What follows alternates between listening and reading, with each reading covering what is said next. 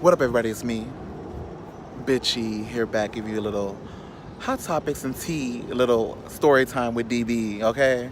On this disgusting, gloomy, just overcast gray day, cloudy day, child.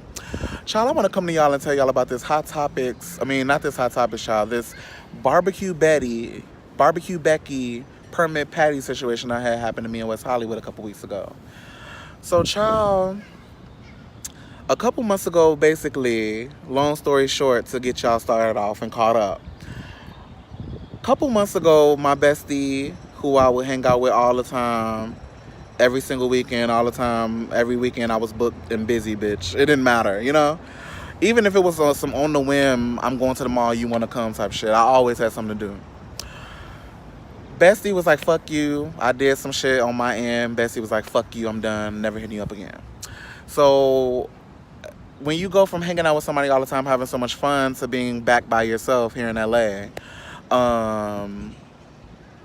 you get depressed. So you, instead of sitting in your room being depressed the whole time, you try to find things to do.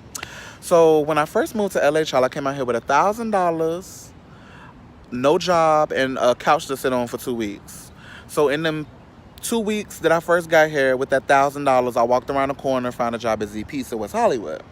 So worked there on and off for 2 years. Once bestie said, fuck you, I'm like, okay, well, I guess I can go back, make some money, get ready for this move. I'm trying to move by June. So why not go back? This was right before Christmas. So I went back right before Christmas. I'm like, hey, B, do you need me to come back? I come back. I do what I do. Serving the people with a smile on my face. Great customer service as usual. So I was working 7 days a week, child. 5 days a week, Monday through Friday at my company where I am now.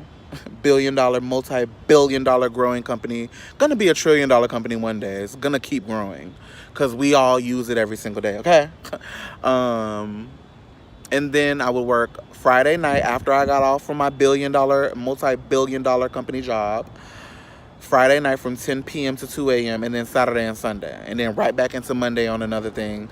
Did that from December to April with a smile on my face, never complained. Served the people with a smile on my face at all times, making sure they got what they wanted, okay? Made some mistakes here and there. When you're in that busy-ass environment in West Hollywood, child, in between bars and clubs dealing with drunk-ass people and privileged-ass, white privileged people, and I don't even mean to make this a black and white thing, but it will be in a minute. We'll talk about it soon. But privileged people who feel like, oh, I live in West Hollywood, I'm from Beverly Hills, my father is the mayor of Beverly Hills, like, bitch, I don't care. And my father sits on high and looks down low on all of you and is going to judge you on Judgment Day, okay? So did that. I went back, working 7 days a week. So 2 weeks ago, child. So I'm working my shift with my co-worker, child. And he gets this customer who comes in, this white man, older white man. So he's like, hi, can I get 3 slices of pizza? So he gets the 3 slices of pizza, warms them up. I don't know how many times it went around in the oven because I didn't serve the man. My co-worker did. Gives it to the man, charges him, takes his money, and sends him on his way. He sits down at the little table, which I think is really taking up too much space. Change that. You're doing too much. Rocco's across the street got cocktails, y'all, and y'all can sit down and be spacious and not sit at a big-ass table dealing with people squinching by and squeezing by. Anywho, not even gonna shade them because I love it. They gave me 2 years when I first got here. If it wasn't for them, would have been homeless. Actually, I wouldn't, because 2 weeks after I got them, I was at Shake Shack. So regardless, I was going to have a job, but that was the first one. So I'm over here getting the boxes ready, trying to get a little, to-go order ready. And the man comes over after finishing his pizza. He's like, hey, come here. Come over here. So I'm thinking he wants to use the bathroom. I'm used to drunk people. I'm not paying him no mind. So I'll go over there. I don't mean to be rude, but that pizza was fucking cold. And don't get me wrong, the pizza's great and all. And I'm giving you exactly what he gave me. But the shit was cold.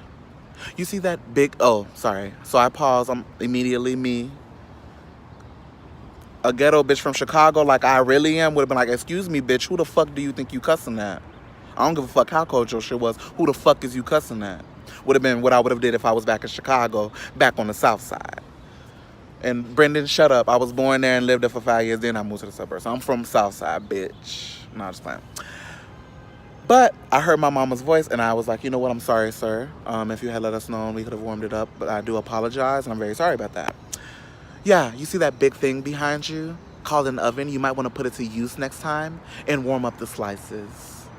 Yeah, I do apologize. I'm still being nice, giving him nice. I do apologize once again. I'm sorry. If you had let us know, we could have thrown it back in the oven for you, gotten it nice and hot. Yeah, you might want to do that in the beginning next time. So at this point, I'm like, okay, bitch. So I'm like, okay, thank you. Yep. So he's like, okay, thank you. And I was like, yep, thank you. You're welcome. Have a great day. And he leaves.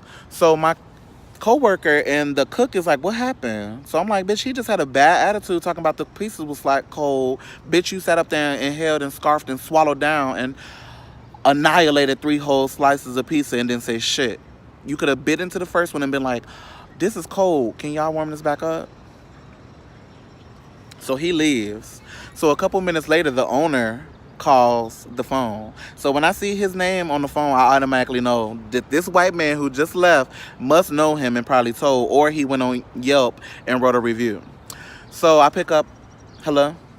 My friends are calling me, telling me that you're giving them cold pizza. Bitch. That south side of Chicago bitch that I was telling y'all about a couple minutes ago was finna be like, your friend can kiss my motherfucking ass and so can you. Fuck your piece of shop, bitch. Click.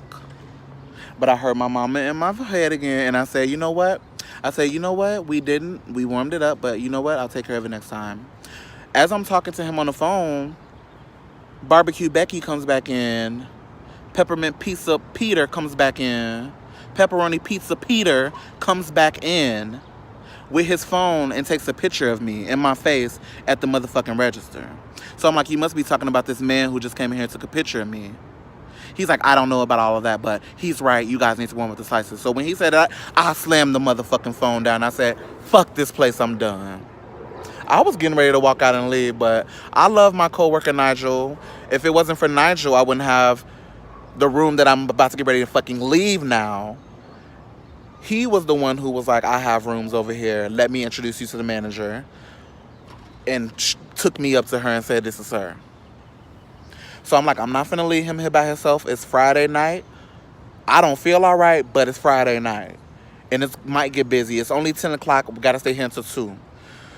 So I went back there and wrote a nice, nasty note, letting my manager know I'm not coming back because one of his rude, nasty-ass motherfucking friends wanted to come in and be rude to me when I didn't serve him.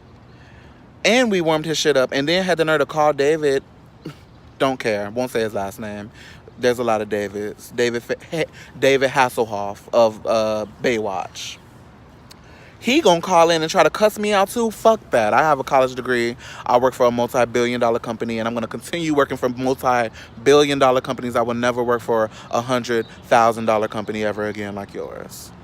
So I left and will never return. B, Bernard, I love you. Thank you for helping me out, child.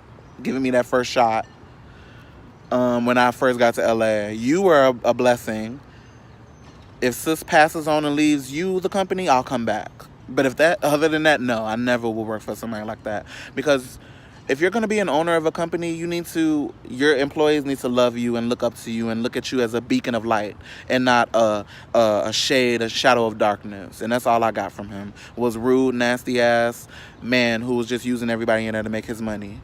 Fuck that. I have dreams, making them come true at a company that I work for now and being rewarded for it. So I would never work for a company like that again. Rocco's across the street got cocktails and TVs that don't only have the menu on them. Sis put some paint up there and a couple TVs and thought that was going to challenge Rocco's across the street that has cocktails, TVs with sports, and probably entertainment. So if you want some quality, don't go over there. Go over there across the street. You'll see it. It's bigger and better, okay? You'll see it. B, if you need a job, let me know, child. I'll get you in this $1 billion and you can be getting some benefits, child. Other than that, sis tried it, so deuces. Kiss my ass. I'm gonna make my own dreams come true and work for that. So I just wanted to share that with y'all. Y'all know, I was gonna say tell me if I'm right or wrong, but y'all know I was right. I handled the situation right. Sis handled the situation wrong. Deuces, my services are no longer given. It ain't no need to say your service is no longer needed. Mine are no longer given. Deuces.